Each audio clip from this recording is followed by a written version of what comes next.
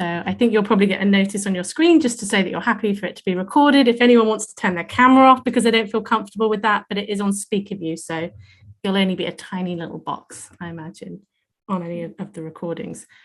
So what I'm going to go through with you today is what binge eating is, but also the difference between binge eating disorder and binge eating as we might think of as disordered eating, because I'm guessing the distinction is probably going to be quite important for you. I don't know who your governing bodies are, but I'm guessing that a lot of them say you're not allowed to work with eating disorders. Is that right, Ella? Yeah, that would be the case. So I'm not sure. I know we've got some personal trainers on here, we've got some nutritionists, so there'll definitely be a distinction between not with eating disorders, but you'll likely come across people with disordered eating. So yeah, exactly. So I'm going to talk a little bit about what binge eating disorder is, how it differs from the disordered eating version of binge eating, and then we will do a whistle-stop tour through the causes of binge eating, because there's a lot of them, and then the most important part is what you guys can do as part of the fitness industry that can really help with this problem, because I believe that you guys have a really important part to play. So a lot of the official stats with something like binge eating disorder, they put it as between sort of 1.4 and 2.6% of the population. But a 2010 study in the International Journal of Eating Disorders said that 11% of women admitted to struggling with binge eating and 7.5% of men. That's not necessarily binge eating disorder, that's struggling with binge eating behaviors. I think a lot of people would be shocked by that. I'm not, because I come across it all the time. And I might take a guess that you might not be surprised by that, because I'm imagining that if you're working in this space, you're seeing this kind of out of control eating probably quite a bit. I probably should introduce myself. So I'm Sarah Desant, and I am a psychotherapist. And I'm also someone who struggled with binge eating for a decade. So having gone through that myself, that's what led me into going into this work and working and helping other people to recover as well. So I am just going to share my screen with you. Brilliant. Okay, so I want to start off by talking about what a binge actually is. So this definition of a binge comes from the DSM-5, which is the Diagnostic Statistical Manual of Mental Health Disorders. So what it's saying a binge is that it's eating in a discrete period of time. The example given is around 2 hours, under 2 hours, an amount of food that is definitely larger than most people would eat in similar circumstances, and it's accompanied by a perceived loss of control. So straight away, the problem we've got is a large amount of food that's definitely larger than most people would eat in certain circumstances. Who gets to decide that? It's incredibly subjective, as is the sense of loss of control. And this is one of the reasons why I think binge eating is so hard to diagnose, even for clinicians, because our own personal biases come into it when we're talking about what we think is a large amount of food. So one of the examples that I'll sometimes give is, if you go on an all-inclusive holiday and you've got a massive banquet of food in front of you, chances are you're going to eat, especially on the first few days, you might eat a lot of food, a lot more food than you normally would. But because that's quite a common reaction to something like an all-inclusive holiday, it wouldn't technically come under a binge, because it's the kind of behavior that probably quite a few people would do. So this is the clinical definition of a binge, that we can kind of be a little bit more flexible with it when we're talking about disordered eating. But when we eat disorder, normally around 2 hours, amount of food definitely larger than most people in similar circumstances, and a loss of control. And also 3 of these 5 must apply as well. Eating much more rapidly than normal. So binges are often fast, not always, but it's a very common symptom of binge eating disorder. Eating until feeling uncomfortably full. And again, as you can see, a lot of these you've probably done at some point anyway in various circumstances when you've been eating yourself for whatever reason. Eating large amounts of food when not feeling physically hungry. I think this separates it a little bit more from sort of normal average fluctuations of eating. To eat a lot of food when you're not hungry, I think is a big part of binge eating disorder. And eating alone because of being embarrassed by how much you're eating. So there's embarrassment. There's also a real sense of feeling disgusted and the guilt and the shame that accompanies it as well. So at least 5 of these would have to apply. And again, I think a lot of people would look at these and go, well, I can relate to at least 5 of them, but it has to be within the context of a binge that I spoke about on the previous slide. The last parts of the criteria are, and this first one is really important, and that it's marked distress regarding binge eating is present. So I know in a lot of areas of the fitness world, cheat days are a thing, right? Cheat days where you let everything go out the window, you eat a lot of food, maybe you do feel like you've lost control, but if you're kind of okay with it, even if you think it's not quite the way you'd want to be doing it, it technically wouldn't come under binge eating disorder. It has to really be significantly impacting your quality of your life from an emotional perspective. And it also means it's not wise to go around diagnosing friends or family members with binge eating disorder, because there might be people whose eating behaviors you look at and think, there's an issue there. But if they're okay with it, even if you think they might be in denial, technically, if you're in denial, it's not binge eating disorder. And then the frequency is important. This is in order for somebody to actually get a diagnosis. It's got to be at least 1 day a week for 3 months. Previously, it had to be 2 days a week for 6 months, but it changed in the DSM-5. Now, binge eating disorder has only been even a standalone diagnosis since 2013. It did make its first appearance in 1994, but it was like a subset of disordered eating. It didn't have its own category. As such, we don't know a lot about binge eating. The research is actually quite poor, because one of the things that happens with binge eating research is they lump it in with bulimia research. So quite often they're just taking research they've done on bulimia and they apply it to binge eating as if there's an assumption made that it's the same thing. And also it gets mixed up as well with obesity research. And it gets mixed up with like people who might be at a higher weight and the presumptions about what that means in terms of how they might be eating.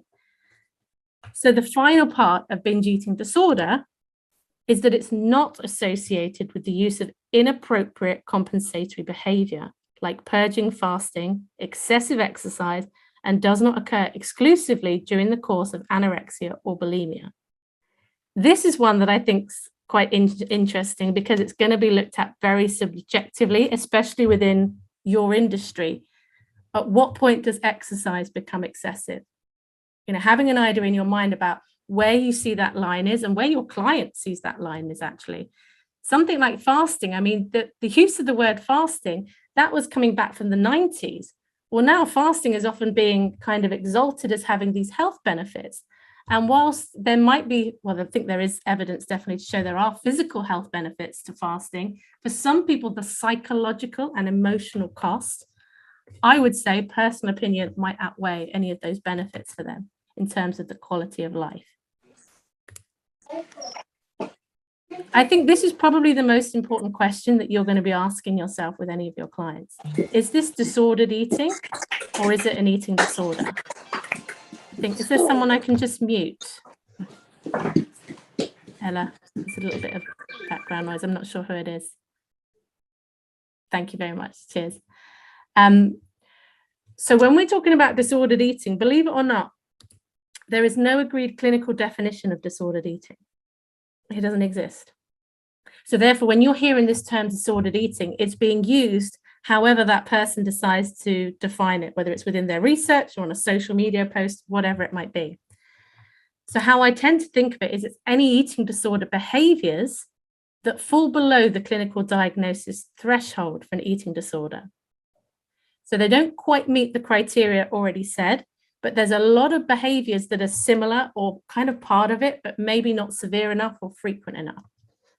So if you're looking at clients with binge eating behaviors, this might be the kind of thing that you're looking out for and seeing. There's an idea of subjective and objective binges. And again, this is not fully agreed upon, but this number 1,500 calories gets thrown around quite a lot, that anything over 1,500 calories is more likely to be an objective binge that everyone would look at and go, that's a lot of food to eat in 2 hours. And something less than 1,500 calories could still be quite a lot of food. And it could still be really distressing to that person. And they could still feel like they were completely out of control. What I would want to say is, if you've never experienced that sense of being so out of control around what you're eating, I think it's really hard to imagine what it's like. It's like in that moment, nothing else matters. It doesn't matter what you've promised yourself you were or weren't going to eat. In that moment, when the mind and the brain becomes fixated on the binge, it's like nothing can get rid of it. And I think this is the most confusing part for clients and people struggling with it, because they don't understand why they feel that way as well. And if you're working with someone, you might be feeling quite frustrated because you can see the harm that this is doing. You can see how distressed they are about it. And yet, for whatever reason, they don't seem to be able to stop the behavior. So infrequent binges as well might come under disordered eating instead of binge eating disorder. So the criteria was once a week for 3 months. If they're binging once or twice a month, the really big binges, again, it's going to come under disordered eating as opposed to eating disorder. From a clinical perspective, I don't think one is necessarily more distressing than the other. The idea, I see this a lot in binge eating because there's such a fear about losing control and such a sense of not being able to trust oneself. What often happens is people don't want to start eating because they're frightened that once they start, they're going to lose control. Like the idea that the act of eating in itself can stoke our appetites. So it's not about whether they've got a shorter eating window or not. That's just the behavior which can work for somebody, or it can be a symptom of disordered eating if it's coming from a real place of fear. Secretive eating, a big part of it as well. People that I meet, they quite often, no one in their life knows about this. And the lengths they go to hide their behaviors, it doesn't feel good to them. It feels inauthentic. They feel like they're behaving like an addict. And that, again, brings just more guilt and shame, which, of course, means eating episodes that are loaded with guilt and shame. And guilt and shame are very different to regret. I think a very part of a normal relationship with food is sometimes regretting what you eat.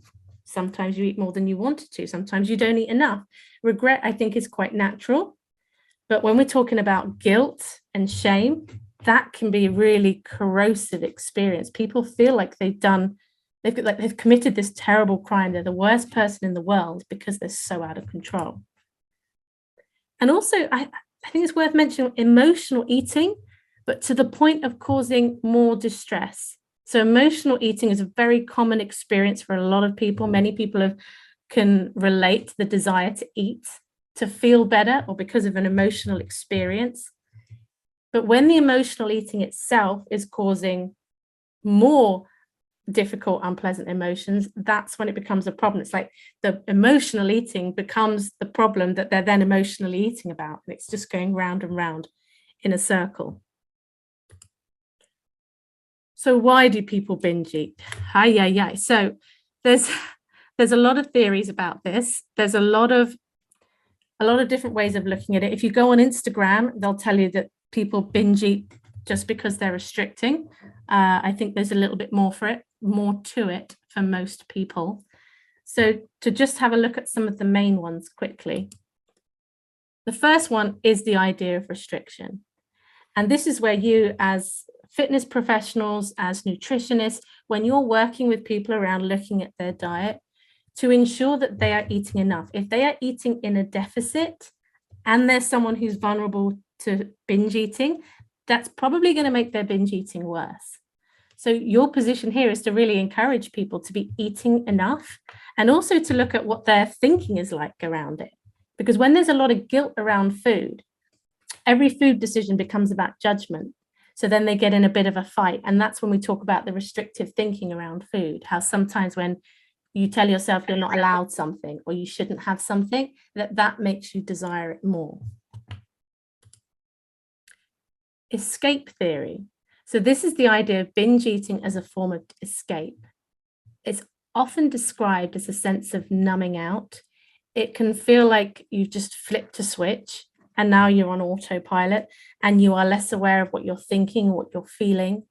And for some people, I see this the most with people who have a very critical inner narrative and who walk around with a lot of shoulds in their head. They put a lot of pressure on themselves.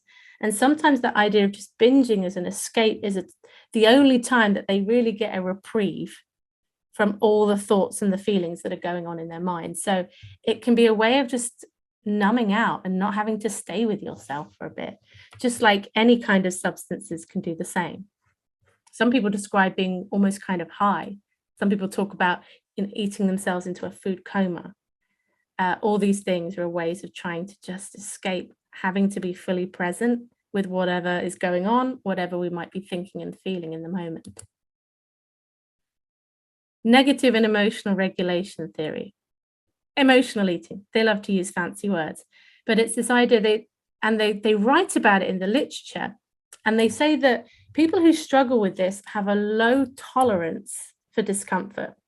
And that really annoys me, because I don't see that to be the case when I'm sitting with these people. I'm not sure that we all experience our emotions in the same way.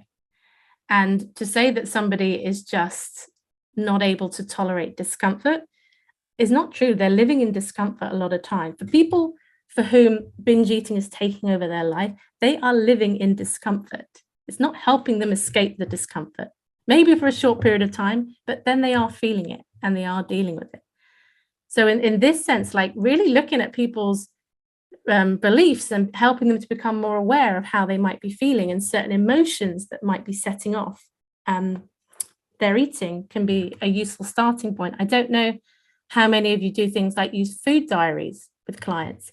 There's a lot of food diaries out there that include lists of emotions in the other columns as well. And that can be really helpful for people to just start to become a little bit more aware. And I think a lot of the time when emotions feel so big, it's normally because there's a really unhelpful story around the emotion. And that comes from judging our feelings as well. So it's the idea of feeling angry, but then feeling guilty because you feel angry, because maybe you don't think anger is a good emotion. So now you're layering your emotions based on your beliefs. And because people who struggle with binge eating tend to have more of a black and white, all or nothing thinking style, what then happens is they're more vulnerable to catastrophic thinking. Things are good or they're terrible. And that plays out with food. It's like, I'm either being good or I'm eating terribly. And it's the same thing with emotions as well. And the catastrophic thinking, I think, sets off bigger emotions. So for people to sit back and say that different people are just not able to tolerate emotions, I don't know. We don't know how we're all experiencing our feelings. I don't think that's fair to say from a personal perspective. Then there's the cognitive model, like what we believe. And this might be something like, it can tie in with the dietary restraint, certain beliefs around food. But also if somebody has, let's say they've been binging since they were a kid, maybe they've been binging for a really long period of time. If they've been binging since they were a kid and they have these beliefs about themselves as being out of control, the brain's always anticipating. So if you're going into something anticipating, I'm going to have a couple of these biscuits and I'm not going to be able to stop, and you've got years and years of evidence to say that's the case, then you're going to carry on doing that as well. So looking at what people are believing, looking at what people are believing about good and bad foods as well. How do they talk into themselves about their foods? And we know that what we're believing even impacts our biology. They did the research with the milkshake. It was a 340 calorie milkshake. And they told some people it was lower calories, some people it was higher calories. And their ghrelin levels were measured. And their ghrelin levels responded to what they believed was the content of the milkshake, not what was actually the content of the milkshake. So just asking people to behave in a certain way, such as follow this program, eat these foods, doesn't take into account what they might be believing. Because if they are believing that it's not enough food or that sticking to a food plan is restrictive, then they're likely to be triggering off rebellious eating, and that might come out as binge eating. There's an idea that it was caused by low self-esteem. Do people binge eat because they have low self-esteem? This, when I look at the research on this, they're not really pulling out cause and effect. One thing that binge eating does is it destroys your sense of trust in yourself, because you will have promised over and over again with every fiber of your being that you're not going to do this behavior again. And when you continue to do it, and when you feel so out of control, that erodes our sense of self. So I've not yet found a good piece of research that looks at kind of self-esteem levels prior to binge eating. That's quite a hard thing to measure anyway. But I do think there is an element of it tying in perhaps a bit with escape theory.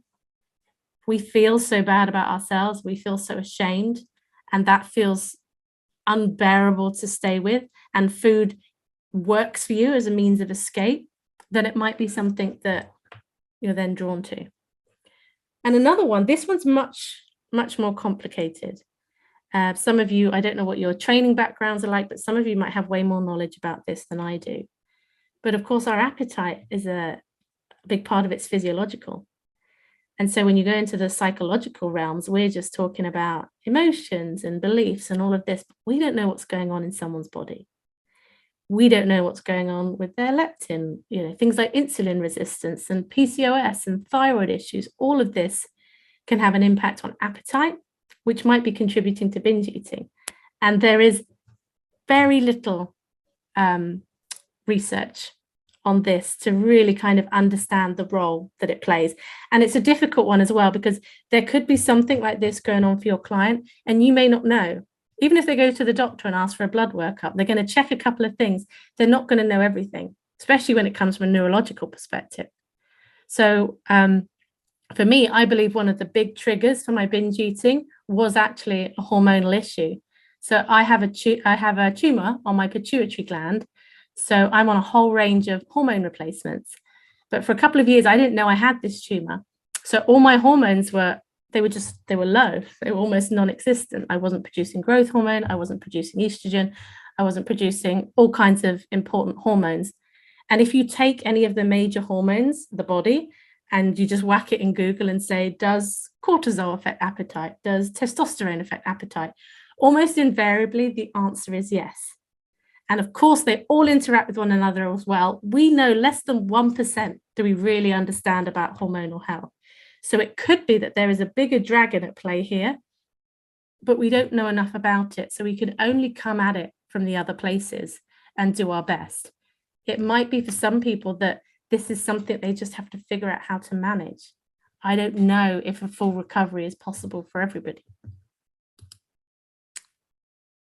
So 3/4 of people who are concerned about their disordered eating, they don't know whether to get help and they don't know where to get it.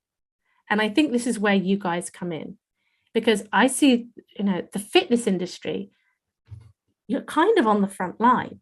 You're going to see people with disordered eating first. You will probably see them before a doctor sees them, before a therapist sees them, because most people, they try and sort out their eating by following a plan, by following a program. They're desperate for some parameters that they can stick to. So I think you have a real opportunity to, at the very least, not make it worse. But I really think that there's a lot of good that you can do at this stage. Because even if someone is really entrenched in disordered eating and it's taking over their life and you're thinking, whoa, they could really do with some psychological interventions, it may not be available.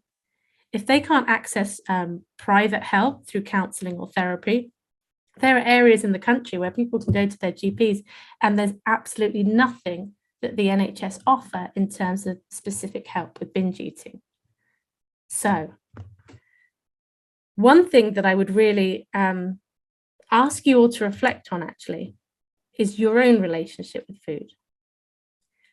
We all go through life very much blinded by our own biases. And the minute that you think your biases are not having an impact on your work, that's probably when you are in the most danger of inadvertently doing some harm.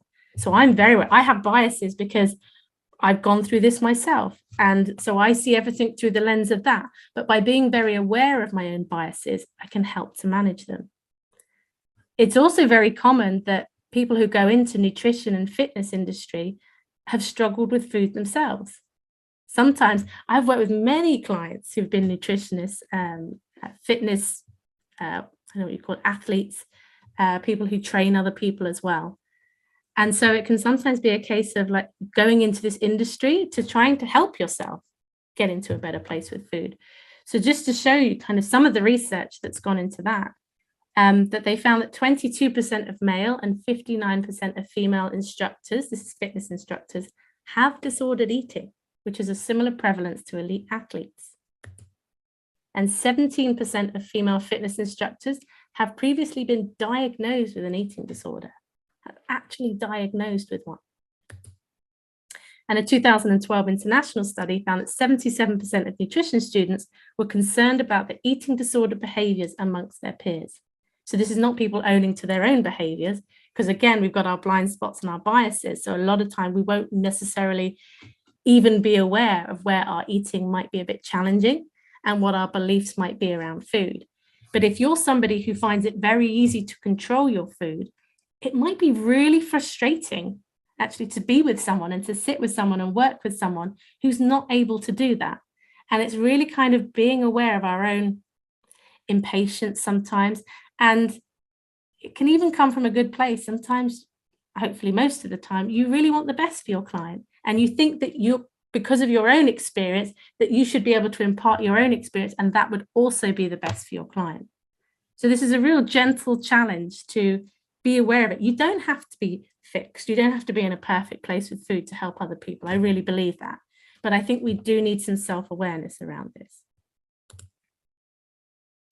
So the idea of like the assessment. So thinking about, you've got a bit of an idea of what the diagnostic criteria for binge eating disorder is. And your assessment of whether somebody's got that is probably similar to what a GP would do. And I see GPs missing it over and over again. But because you're working with your client and you're trying to make changes with your client, you will see those flags. You will see those problems spring up. So these are just some questions to think about when you're working with your client. And is your client able to implement changes in a sustainable, health-focused way? Is their focus on health, or is their focus on trying to shrink their body as fast as they can, even though they're struggling with binge eating, even though they're having these backlash, out of control eating episodes? Are their binge eating episodes increasing? What happens sometimes is people will come and they'll join a program of some kind. They're struggling with binge eating. They're hoping that the program's going to help them. And what happens, because of the rigidity of the program, or at least their perception of the rigidity of the program, can trigger even more binge eating. So if your client's binge eating is getting worse as you're working with them, please consider like reining it back, pulling whatever it is that you're doing, wherever it is you're pushing. This is not to say you can tell your client to rein it back, but even to just tell your client when you might be concerned and asking them, how much emotional energy is going into your eating? How much of your day and your mood is dictated by your eating? How much anxiety do you have around your eating? All these kinds of questions will really help people to start thinking about this anyway. We can't tell people what's going on if they are not able to or ready to see it. History of trauma. Obviously, you're not going to be doing a full history with somebody, but I think trauma tends to show up, one, if the binge eating has started particularly young. So if they're telling you about their binge eating, to try and find out when it started. So the research they did at Yale found that in two-thirds of the time, someone's binge eating is triggered by dieting first. So 66% of the time, it's come after somebody's been on a diet. So it's triggered off by restriction and trying to control. But there's a third of people that's not the case. They've subsequently tried to diet, usually, but the dieting didn't come first. And with these people, the average onset age of binge eating is 11 years old. This normally comes from some really young stuff. When we hear the word trauma, often we're thinking of the big stuff. We're thinking of violence and sexual violence and these big events.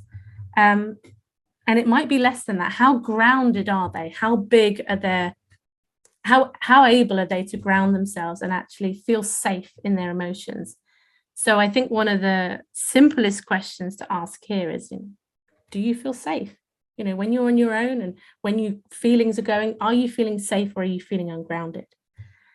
And then with a history of trauma, this is not to say, if somebody's got some trauma, you cannot work with them. But it would really benefit if you could get some extra support around that. Do you suspect they might fit into the DSM-5 criteria? If you do, again, this is a question for you to ask yourself about whether you feel like this is somebody that you can work with. is the things you're doing with them helping them, or is it making it worse or staying the same? It may be that if this is binge eating disorder and it's pretty severe and they're still struggling, it may be that there's not. It's really difficult to kind of make these sweeping generalizations, because what you really need to do is use, one, I suppose, a bit of common sense, and also a sense of like, what can I actually do here? Being aware of your limitations and having these really open conversations with your clients as well. You don't have to decide this all on your own. You can talk to your client about it and go, these are my concerns. What do you think we might be able to do together? Obviously, I'm aware that you have this binge eating disorder. What do you think that we can do? You don't have to take it all upon yourself. But if you are acting as if you are going to cure it, or you are somehow going to make their eating disorder better, tread carefully, just from an ethics perspective and protecting yourself, really. There is an eating disorder examination questionnaire which you can use and give to your clients if you want to. You can just Google that and download it, and they can fill it in, and it will tell you how likely it is that your client has an eating disorder. So if you're not sure, that's something that you could use with your client. And it's always going to be ongoing, you know, from an assessment point of view. Something might flag up much later that you weren't aware of, maybe for several weeks or even several months. The flexibility. I don't mean physical flexibility, or that might be part of it as well, but in terms of how flexible they can be with their eating, because we know that rigidity in eating contributes to binge eating episodes. So are you able to implement a flexible plan with your client? Are they able to follow a flexible plan as well? How prevalent is their black and white thinking? Because you listen to it. When you're talking to your clients, you hear the way they're talking about their week. If they don't think they've done very well that week, how brutal are they being to themselves? And to really kind of foster a positive body image when it's all results focused, about getting to certain numbers or getting to certain sizes, that can be really problematic for people who binge eat. So to bring the focus back to functionality, I think there's these two sisters, the Kite sisters. They've both done PhDs in body image. They have a lovely little mantra, which is, my body is an instrument, not an ornament. And I think that's a really nice thing to use with clients as well, to really focus on what their body can do rather than it being very appearance based. Intuitive eating, you know, love it or loathe it, there's some excellent research coming out that it really does help with something like binge eating, and to help people to become more internally regulated with their appetite. There's loads of resources out there about intuitive eating. The founders or the creators of intuitive eating, they've done a workbook as well. I recommend staying away from just getting your information from social media, but it can be really helpful to help people start to get in touch with that. And self-compassion. People are extremely critical of themselves.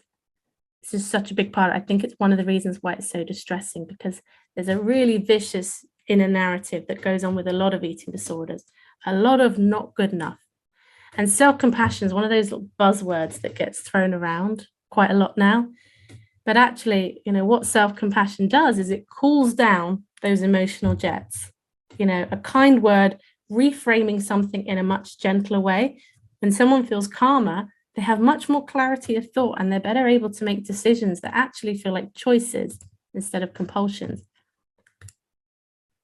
So in terms of how you engage with your client, why do they think they're struggling with binge eating? You don't have to have it all figured out, because you're not there to treat binge eating as such, but you can really help someone to increase their self-awareness just through being a non-judgmental, curious person that is asking questions and getting them to think about it.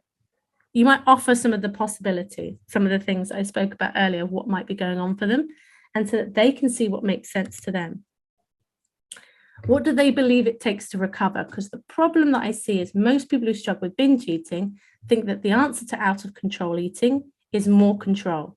So they try harder and harder to control, and it's like that pendulum, and they keep swinging backwards and forwards. So what does balance actually look like? And the importance of your relationship with your client is a really big one. You know, therapists are often arguing in the research about which kind of therapy is better than the other. But one of the things that comes out consistently in terms of how effective therapy is the relationship between the client and the therapist. And it's like anything, relationships are important, and how you speak to your client is important. And I just ask that, I see this more so in clinical sessions of clients and people being labeled as non-compliant because they really struggle to stick to whatever the things they are being told to do. So if someone is struggling to stick to something, my request of you is that you meet that just with kindness and curiosity. I know it can be frustrating, especially when you want the best for them as well. And also referring on. So you don't have to be completely alone. There's not a lot out there, but there is some stuff. Beat Charity, that's the national charity for eating disorders. They have binge eating programs, group programs that people can sign up for and go onto a list for. Going to the GP, if someone goes to the GP and you have the opportunity to, getting them to prep themselves a bit, because what I'm seeing is GPs are just referring people to slimming clubs. And the NICE guidelines specifically say that weight loss should not be a treatment outcome or a treatment focus of binge eating, because it's so problematic, because for so many people, it's the pursuit of weight loss that causes that. So sending somebody armed with that piece of information, and also getting them to look at the diagnostic criteria for binge eating so that they've had to think about which parts apply to them, so they can go and tell the doctor why they think they fit the criteria. And I think when you go to the doctor, if you preempt kind of what the conclusion you want them to come to, they're more likely to go along with it. If you go and they say, oh, no, it's not this, and then you have to try and talk them out of what they have already decided it is, that's much harder. Whereas when you go with all the information, they can see you're informed, you're more likely to get a diagnosis. Even if there's no help available, I really believe we need people to get more diagnoses, because until more people are diagnosed with this, the resources aren't going to be there for it. And it's so underdiagnosed, we have no idea about the true scale of the problem. Obviously, if they can go to private counselling or therapy, that is also very helpful. The National Centre for Eating Disorders, they can be contacted. They've got some resources as well. And there are self-help resources all over the place, from like Instagram to YouTube, podcasts. There's some really great stuff out there that people can access for free to help them understand what's going on for them. So just in summary, I made it into a mnemonic, and it's work safer, which is about self-awareness being the first part. Paying attention to what's going on for you, taking ownership of your beliefs being your beliefs and not assuming them to be true for everybody else. Assessment, it's always going to be ongoing. This is somebody you can help. To what extent are you able to help? What are you actually doing with this client? Hopefully not pursuing weight loss if they are actively binging on a regular basis to the point where it's causing them distress. Flexibility, encouraging that flexibility. I do feel like, I don't know if this is the case across all the fitness industry, as an observer on the outside, it does seem to be that the fitness industry is embracing this idea of flexibility a little bit more now. Because the importance of it, I think, has become a bit more apparent, at least for some people. And then in terms of how you engage with your clients, is all about relationships. And then refer on if you need to. And so I've got some further reading and resources that maybe Ella might send out afterwards or put somewhere for you where you can get them. The Overcoming Binge Eating book by Christopher Fairbairn, that's what the NHS uses for their treatment programs. It's based off the back of that book. If you wanted to do a bit more training yourself to understand binge eating, a guy called Jake Lenarden, he has a course for professionals called, the course, I think it's called Break Binge Eating for Professionals. You can sign up to that. I think it's a couple of $100 Australian dollars, and it gives you a really good background. It's not going to set you up to treat, but it will give you a pretty good understanding. It will give you some good interventions as well. Got the Intuitive Eating book that I mentioned. Brain Over Binge is another quite a good one by Catherine Hanson. And I've got some resources myself. I've written a book called I Can't Stop Eating. I put a lot of content up on my YouTube channel for free. And I co-host a podcast, Life After Diets, which helps people to develop a better relationship with food. So I appreciate I threw a lot at you there. But I don't know, there's something in the chat. I don't know if it's a question. under a spell chance from Moira. Yes, very much so. I think that's referring to how it feels when you are in the throes of a binge. You're in a trance. It doesn't even feel like it's you doing it. Sometimes it can feel like your legs are just taking you into the store and picking up the food. We can go on autopilot, and I think that's probably what's happening. Does anybody have any questions? I mean, you might have clients, you might have people in your mind that you want to ask something specific about. I'll happily share my thoughts and help in any way I can.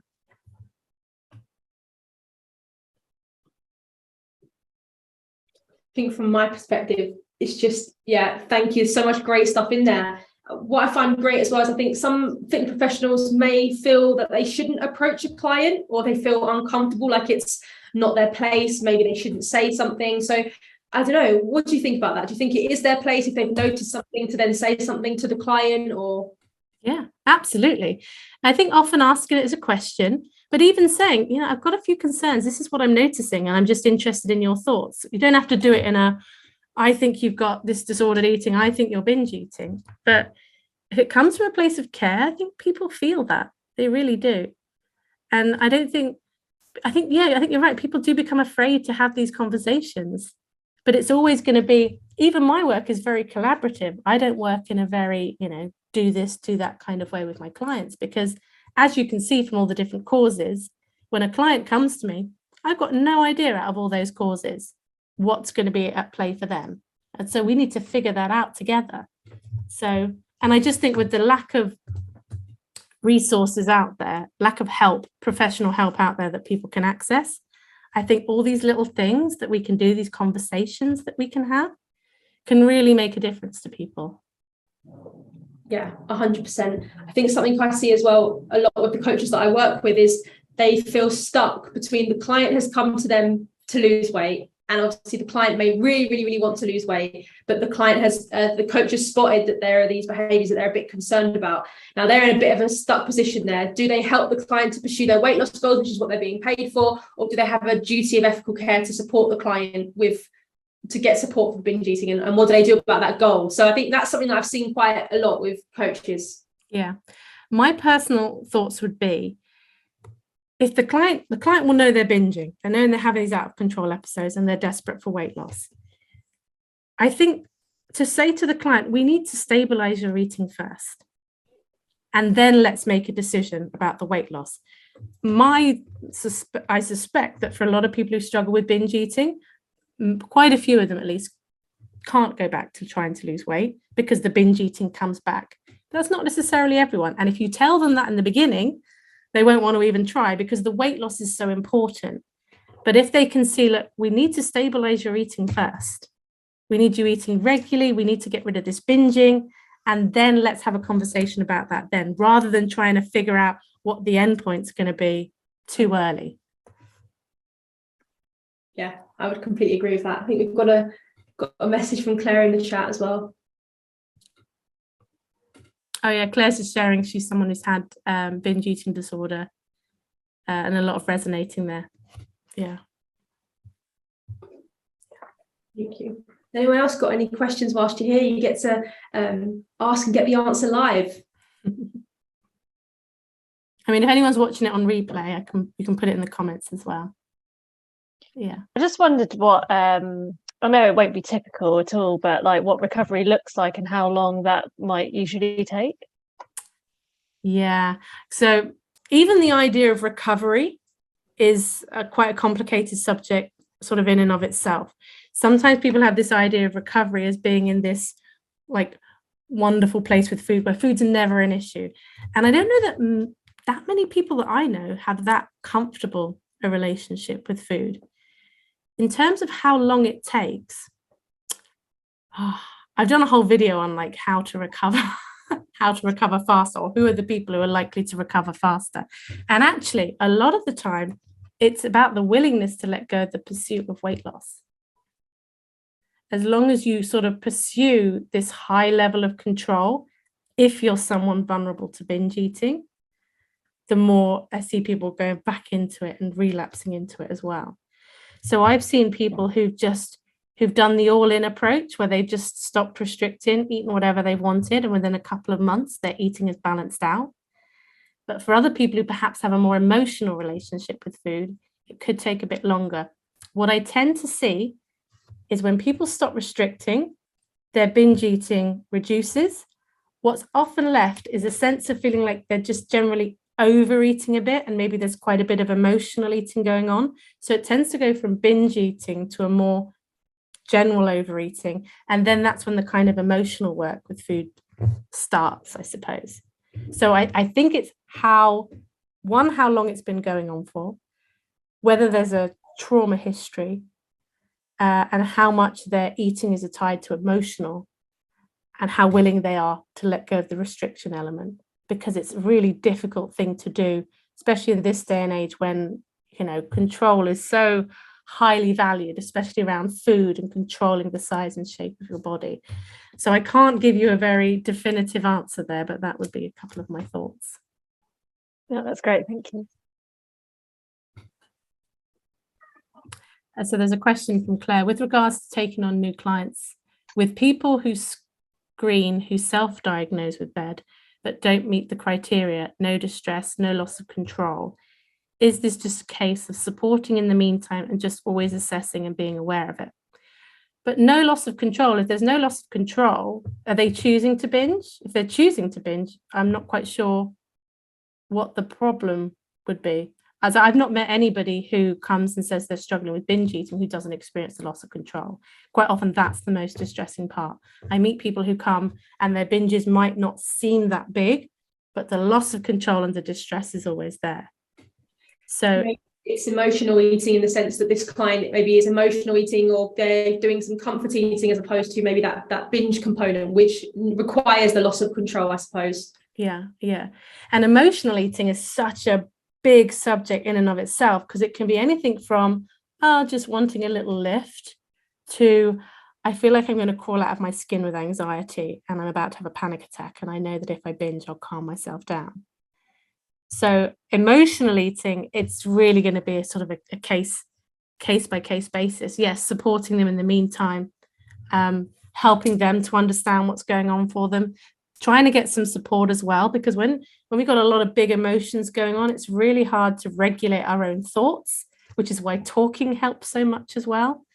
And you being a sounding board for that and helping them to understand and how they might respond differently in the moment. But I also think with emotional eating, the biggest problem normally with managing emotions full stop is the story that comes with the emotion.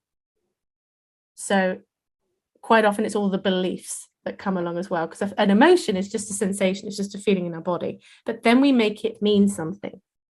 So when someone has like an urge to binge and they've binged for years and they've been in this really distressing cycle, the minute they feel that urge, the distress hits them as well, and it's just like this big explosion. So being aware of what it means. Another one that comes up a lot is a feeling of inevitability. So people talk about when that binge urge comes, it's accompanied by this sense it is inevitable that I am going to binge. As soon as you believe that feeling of inevitability, it now is inevitable. So it's about being able to experience emotions, recognizing them as temporary, and watching what the stories are that we spin about our feelings, because that's the bit that makes them the most unbearable, is usually what we're believing about the feeling and what it means. So it's a big subject. Those are just a few of my rambling thoughts. If you don't mind me asking one more question before we Sure. round up. So you mentioned some really great tips there on how there are things that we can do that are diet related that can exacerbate the issue. So for example, if there's too much rigidity, if we create too much restriction as fitness professionals, those are things that we can look at and make sure that we're flexibility and all that kind of stuff. Are there any non-diet related behaviours that can actually exacerbate or make the symptoms worse? So for example, scale weight, asking clients to measure their bodies. I'm not sure if that has any relationship to it. Are there any non-diet related behaviours that fitness professionals may engage in that may exacerbate? Yeah, I think external measurements are often problematic. So weight measuring, that's often problematic. I don't want to make this as some kind of sweeping fact about everybody, but you will find out based on how the client's reacting. Like, is it after let's say they're weighing once a week, And is it on the day that they're weighed that their eating seems to be more out of control? Like getting them to notice what the actual reaction is for them.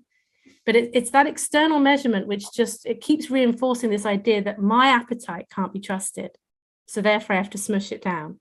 And what I think happens with binge eating, I think the brain learns how to override your conscious control around food. So once it learns how to do that, it's coming from a very primal part of the brain, and it can be triggered off, even at times when there's not a real risk. So people will be like, I don't know why it's being triggered off because I'm not really restricting. But I think that once the brain has felt threatened by previous restriction, then I think it can get triggered off even at anticipating restriction. Yeah. That's such an interesting concept, the idea of trust. If you don't feel like you can trust yourself and you're always overriding your intuition and your intuitive feelings about your hunger and your cues, so you don't feel safe in yourself. You don't feel safe that you are able to control yourself, and you've experienced loss of control. You can see how over time that can be exacerbated to you living in a space where you don't feel safe. Yeah, exactly. And we become dysregulated. I think a lot of this work, certainly the food side of it, is about trying to regulate someone's appetite. And if they're sticking to some external rules about what they should and shouldn't eat, like how do we know what each person needs? We've got these numbers that we use, but our bodies are all so different and they use it different. Just like some people's bodies compensate after exercise and some people's bodies don't. So we don't know what people are needing. And that's why rigidity is a problem, I think, for some people, a lot of people. I have a question that's sort of, oh, did you have more, Ella? No. Okay. I had a question sort of related to that, but also kind of trying to bring in the idea of an eating disorder as a metabolic injury. I've experienced orthopedic injury as well. So lots of recovery going on. And I was just wondering what we can do to encourage people to get in touch with their metabolic needs better through these two kind of extremes of eating and exercise. Yeah. I think that was from you, actually, the metabolic injury thing. I've never used those words before. I've never thought about it as a metabolic injury. It's an interesting turn of phrase, and I know what you mean. I think there's a bit of a risk with something like intuitive eating, where it seems like the idea is that you just go along, and whenever you're hungry, you go and have what you want to eat, and then you stop when you're full and you wait till you're hungry and all of that. But if you've had this metabolic injury, let's call it that, regular eating, I think, is so important. Eating at similar times every day.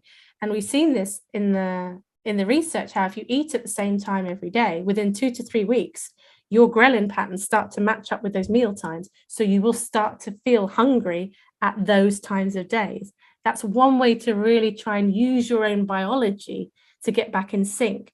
But if you're somebody whose meal times are all over the place and you're eating at different times, and then one day you're doing a short eating window, another day you're doing a big eating window, it might be, if you've got a metabolic injury, that is really going to work against you. So I sometimes think that people think intuitive eating is throwing all structure out the window. I really don't think that's the case. I think there needs to be choice and flexibility. But if somebody's really out of touch with their appetite and it feels really dysregulated, then some structure can just be really supportive. Yeah. Thank you. No problem.